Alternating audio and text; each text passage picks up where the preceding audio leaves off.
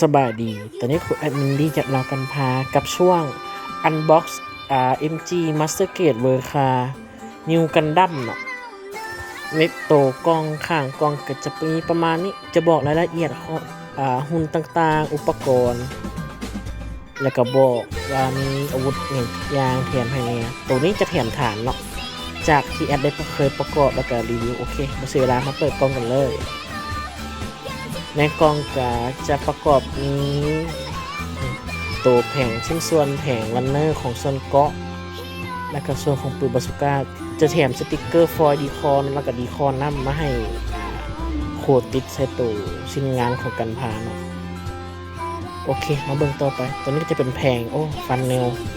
ไผ่ที่ประกอบแอดบอกเลยเมื่อน้ำฟันเนลแต่ถามว่าออกโดยลบออกงามบอกโคตรงามตัวนี้อันนี้ก็ของฟันเนลแผงของฟันเนลส่วนตัวซีไซด์จะเป็นแผงของแอคชั่นเบสเนาะกับไว้จัดเ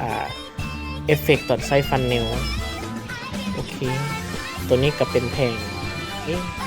ตัวนี้จะเลืองเสียงเป็นแผงบีมเซเบอร์กับแผงของตัวอุปกรณ์ของฟันเนลพาร์ทพวกนี้มันจะเลืองแสงได้โอเคเดี๋ยวแอดจะเห็นเบิ่งเนาะว่ามันพิเศษแบบนี้เห็นบ่งามถือกับไฟแบ็คไลท์เนาะมันจะเลืองแสงได้สีแบบงามถ้าเป็นตัวพวกนี้หนึ่งในหุ้นที่แอดแนะนำเนาะ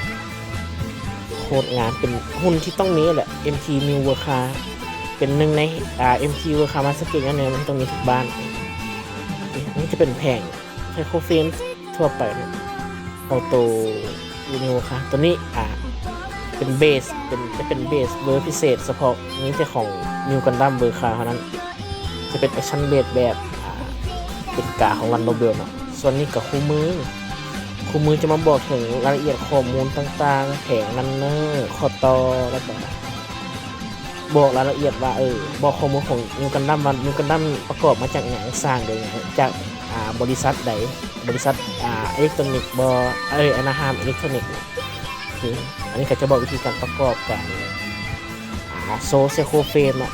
เฮ็ดให้ New World Car โซแผงไซโคเฟนได้ซึ่งพวก RG หรือ HE จะบ่มีแบบนี้เด็ดขาดจะมีแต่ MG World Car เนาะที่ New Gundam สามารถโซนแผงไซโคเฟนได้ส่วนนี้ก็จะบอกเฉดสีการสีเฮ็ดสีเฮ็ดให้มันใกล้เคียงกับตัวคุณต้นฉบับที่สุดโอเคนั่นก็เป็นทางเบิดที่แอดจะแนะนำเนาะ